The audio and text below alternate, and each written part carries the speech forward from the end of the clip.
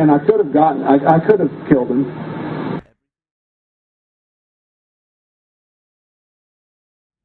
Saddam Hussein and his sons must leave Iraq within 48 hours. That's a red line for us. First of all, I didn't set a red line. Former President Bill Clinton, just hours before the 9/11 attacks, telling a group of Australian businessmen why he did not order a strike against Osama bin Laden. Here it is. And I'm just saying, if I were Osama bin Laden, he's a very smart guy. I spent a lot of time thinking about him. And I nearly got him once. I nearly got him. And I could have killed him, but I would have had to destroy a little town called Kandahar in Afghanistan and kill 300 innocent women and children. And then I would have been no better than him. And so I didn't do it. ABC's chief investigative correspondent Brian Ross here right now, and it's just so chilling to hear that, knowing it just hours before the attack. Exactly, and of course bin Laden had no compunction about killing women and children and innocent civilians. But this does track what we had learned in early reports, specifically the report of the 9/11 Commission, about previous attempts to go after Osama bin Laden. They found 3 separate incidents between 1998 and 1999 wherein U.S. intelligence was deemed credible enough to warrant planning for possible strikes to kill bin Laden, but the intelligence was so sketchy, they concluded, that it did not offset the risks of killing innocent civilians, and they didn't go ahead. So 2 separate sets of concerns for all those instances, and the former CIA director George Tenet has talked about this as well. Number 1, they could never be sure Osama bin Laden was there, and number 2, as President Clinton talked about in that tape, the risk of killing innocent civilians. Right, and in the case he's talking about in Kandahar, they had a human intelligence source that put bin Laden there, but it turns out that he had left the room just before the supposed strike was going to take place, bin Laden, and therefore the strike would not have killed him, and Clinton's judgment, in fact, was vindicated. Okay, Brian Ross, thanks very much. The world hears you, and the people who knock these buildings down will hear all of us soon. Every nation in every region now has a decision to make. Either you are with us or you are with the terrorists. For more than a decade, the United States and other nations have pursued patient and honorable efforts to disarm the Iraqi regime without war. That regime pledged to reveal and destroy all its weapons of mass destruction as a condition for ending the Persian Gulf War in 1991. Since then, the world has engaged in 12 years of diplomacy. We have passed more than a dozen resolutions in the United Nations Security Council. We have sent hundreds of weapons inspectors to oversee the disarmament of Iraq. Our good faith has not been returned. All the decades of deceit and cruelty have now reached an end. Saddam Hussein and his sons must leave Iraq within 48 hours. Their refusal to do so will result in military conflict, commenced at a time of our choosing.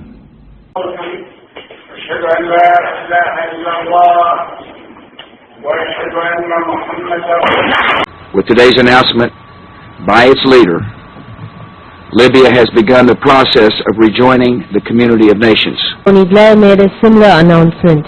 He said Gaddafi had confirmed that Libya in the past had sought to develop WMD capabilities. He said Gaddafi has made a historic decision by deciding to get rid of such weapons. Libya has called on other countries to follow its lead. It said by taking this initiative, Libya wishes all countries to follow its steps, starting with the Middle East without any exception or double standards. America will stand with the allies of freedom to support democratic movements in the Middle East and beyond, with the ultimate goal of ending tyranny in our world. I ask the Congress to commit $15 billion over the next 5 years, including nearly $10 billion in new money, to turn the tide against AIDS in the most afflicted nations of Africa and the Caribbean. We thank sincerely the American people. They are the people who are saving lives. They are the people who can be proud that lives are being saved on this continent. President Bush created the program in 2004. You've called this the greatest aid effort in modern times? Absolutely. There has never been a rescue mission, a mission of mercy of this magnitude that has produced such magnanimous results. You told us Africans now see America differently. The impression that people in Africa have of America is that America is no longer the world's policeman. It is now Africa's friend. What an image. Your country has done an extraordinary thing. This is as heroic for me as an intervention in World War II, except no lives lost, 10 million lives saved. She says to me, "Thank you, America." And I go, "Actually, I'm Irish." But the American people you should thank. Right across the continent of Africa, and remember, this is a rising continent, will be twice the population of China by 2050. A third of the world's youth will reside on the continent of Africa by 2050. And they love America, as I was just telling you. That might be important for your safety. You know, this is, seriously, I'm actually, it's not even a joke. If you just saw what happened in Kenya, you had the president on here talking about it, he's gutted. The idea that America is loved in this region, which is, you know, largely half and half Muslim and Christian, they're getting along well. You have these groups like Al-Shabaab, which you talked about, and Al-Qaeda. This crowds them right out. This is a really smart way to fight terrorism, I would suggest. Chemical and biological weapons is critical. That's an issue that doesn't just concern Syria, it concerns our close allies in the region, including Israel. It concerns us. We cannot have a situation where chemical or biological weapons are falling into the hands of the wrong people. We have been very clear to the Assad regime, but also to other players on the ground, that a red line for us is we start seeing a whole bunch of chemical weapons moving around or being utilized. That would change my calculus. That would change my equation. That's a red line for us, and that there would be enormous consequences if we start seeing movement on the chemical weapons front, or the use of chemical weapons. That would change my calculations significantly. Have you made up your mind whether to take action against Syria, whether or not you have a congressional resolution approved?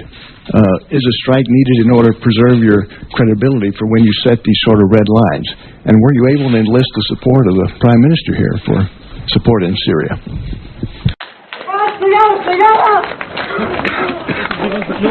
But there's one threat they were supposed to be safe from: chemical weapons. But we've seen evidence suggesting they're still being used, and repeatedly government forces are accused. The chlorine issue is now open for the world to see. What kind of strike would make children suffocate? Let's say grown-ups are pretending, but how can 2 months old pretend that they are suffocating? You've seen them in the video, how they're gasping for air. Children from 2 months to 3 years old. This is not an act. Let me unpack the question. First of all, I didn't set a red line. The world set a red line. The world set a red line when governments representing 98% of the world's population said the use of chemical weapons are abhorrent, and passed a treaty forbidding their use even when countries are engaged in war. Congress set a red line when it ratified that treaty. Congress set a red line when it indicated that in a piece of legislation titled the Syria Accountability Act, that some of the horrendous things that are happening on the ground there need to be answered for.